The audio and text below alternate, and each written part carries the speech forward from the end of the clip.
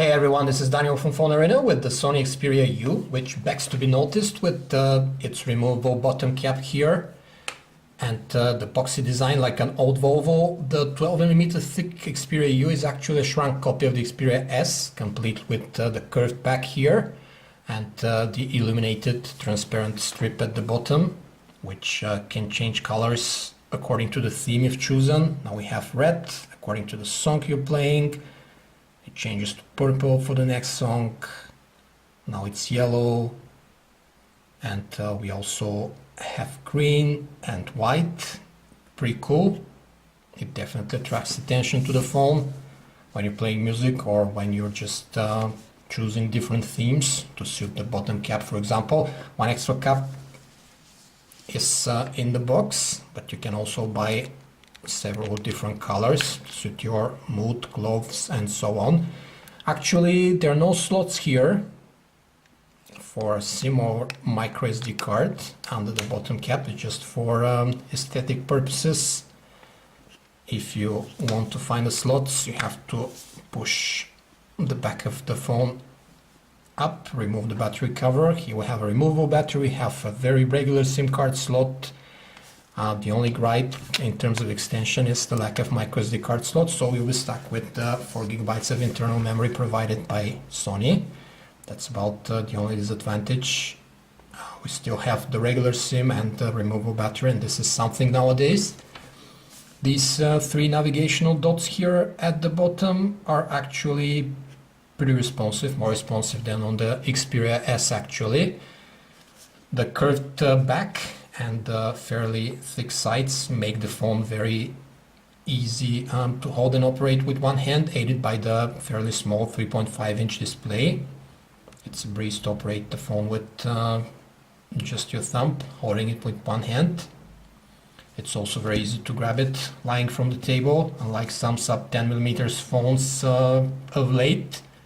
We have no complaints about the screen on the Xperia U. It's a 3.5-inch reality LCD and it's sufficiently bright outside with saturated colors, good viewing angles, better than on the Xperia S flagship actually, where contrast and brightness fade significantly from the side. Here we only get a slightly yellowish cast when tilting on the right. That's about the only deviation.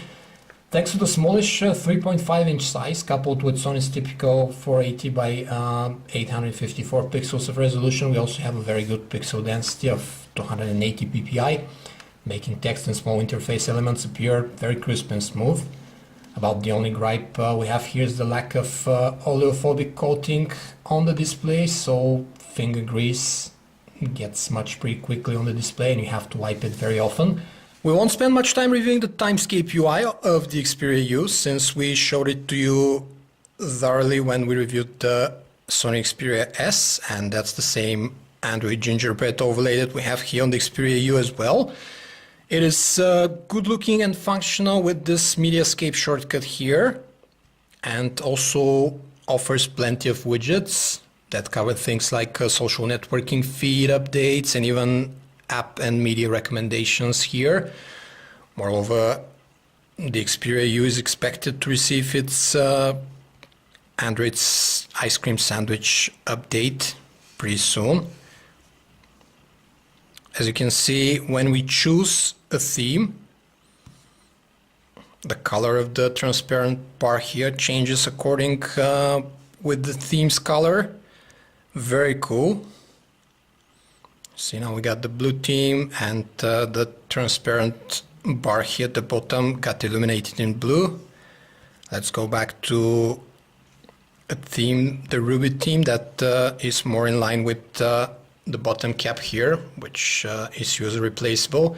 So we can suit the theme, the bottom cap and the navigational strip to the color if you're choosing. Sony is using 1 GHz dual-core chipset by ST Ericsson, which moves the interface well, and the 512 megabytes of RAM are enough if you don't overwork the Xperia U with too much multitasking. There are some slight delays here and there when transitioning, but nothing that an upgrade to ice cream sandwich, which is lighter, wouldn't fix. Our biggest gripe memory-wise is the lack of a micro SD card slot. The Xperia U is quite a chubby phone, so Sony could have included a micro SD card slot here. Instead, we only have 4 GB of internal memory. The browser is powered well by the dual-core chipset, and rendering speed as well as panning around and scrolling are pretty swift. The phone renders the page in real time, as you can see, while zooming, which usually slows things down a bit, but here the delay while pinching is negligible, even when there are flash elements on the page, like the commercials here. Text reflow also works seamlessly, fitting the article text within the screen width upon double tap very well. Since we have a very good pixel density, text appears crisp, making reading a bit easier despite the fairly small display for today's Android standards. We have the same cool music player that we find on the Xperia S with minimalistic interface, but the cool thing here is that the illuminated strip at the bottom changes its color with the song you're playing. It's yellow now, then depending on the song category it goes purple,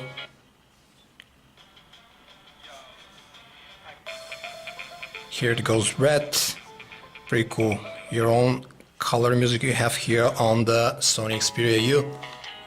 And the loudspeaker is pretty strong and very clean, as we used to with all Sony handsets from the Xperia line. The video player on the Xperia U only plays MPEG-4 files out of the box with hardware acceleration, up to 720p definition. If you want to play DivX X80 files, they'll play software accelerated, as you can see, not a very good quality, so you'll have to hit Android Market for a full-scale DivX X80 player. The 5-megapixel camera with LED flash on the Xperia U is managed by the standard Timescape UI interface that allows for functions like 3D sweep panorama and various scene modes, but it is with a twist now. This rapid sleep to snap mode that was present for the first time on the Xperia S is also available here. As you can see, from locked screen we went into the camera app and took a picture. It took about 2 seconds. It's not the zero shutter lag that we see in the newest handsets with Android Ice Cream Sandwich. It still takes a few seconds from a shot to shot here on the Xperia U, but we do have the 2-second sleep to snap mode, which is a Sony staple now. Overall, the picture quality leaves something to be desired, in the detail department especially, since this is affected by too much noise in less than ideal lighting conditions. Colors are a bit oversaturated, which is fine, but the pics are also soft and well-lit areas often get overexposed. Indoors the situation is average, but noise is significantly ramped up when the lights go down, and the LED flash indoors casts weird shadows on the objects at hand.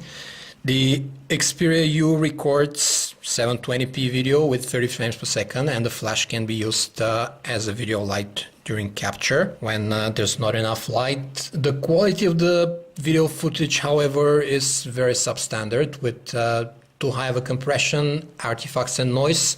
Overall, the weak spot in the Xperia U is definitely the camera, and we've seen a bit more capable shooters from Sony. There's face detection, there's plenty of other stuff, and just that the video compression is too high.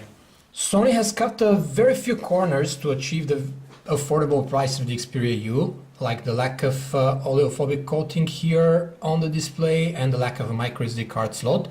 But these are still overshadowed by the cool design and the contemporary specs like a dual-core processor and screen with good pixel density. Where it really dropped the ball, however, is the camera module. We've seen better 5-megapixel shooters in Sony handsets dating way back to 2010, especially in the video capture department. Yet something had to give, otherwise we'd have the perfect phone for the price, considering the very good call quality, the strong and clear loudspeaker, and the removable battery with decent endurance. Still, you'd be hard-pressed to find more phone for the price. You'd have to go back to Sony's single cores of last year, like the Xperia Array with its slimmer design and better camera, or open your wallet wider and pony up for an HTC One V, which has a better camera and Android ICS. The Samsung Galaxy Ace 2 is also a good choice, one price level up. It has an inspiring design, but is fast and takes very good pictures. If we venture outside the Android universe, we might consider the Nokia Lumia 710 as an alternative to the Xperia U. In terms of camera capabilities, they're a bit better, albeit it comes with a single-core processor. This was a video review of the Sony Xperia U from Phone Arena. For more information about this and other handsets, you can visit us at phonearena.com. Thanks for watching.